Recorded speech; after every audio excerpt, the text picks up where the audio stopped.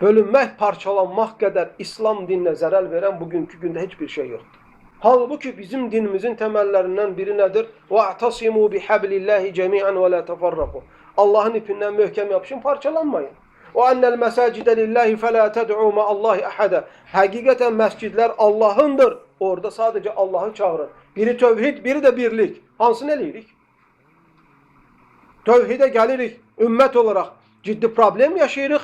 Birliyə gəlirik, ümmət olaraq ciddi problem daşıyırıq. Hamı deyir cənnətə gedən mənəm, o biri hamısı cəhənnəmə gedir. Mənim yanıma gəlməsən, sən beləsisən, sən bundansan, sən ondansan. Bu parçalanmağa da kirəlik, saxtakar dindarlar var. Özünü, əqidəsini, dinini satan aramızda saxtakar dindarlar var.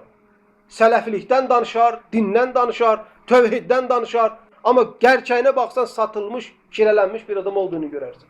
Çünki əksər söhbətləri cəmaatı parçalamaq, cəmaatı bölmək, məscidlərin istihza eləmək, elm əhlini gözdən salmaq və s. və s. İşləri, gücləri budur. Və bir toplum da bunlara aldanır, onları gedib quyruq olurlar.